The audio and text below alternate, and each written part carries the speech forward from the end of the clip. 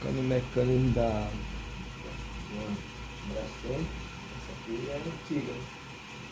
Tem um tempinho. Só o pé. Agora é só comprar duro.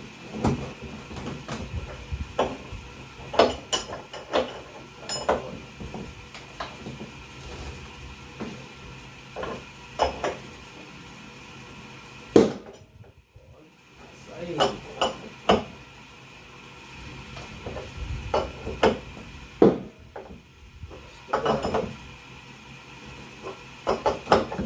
Mais um óleo para ver se dá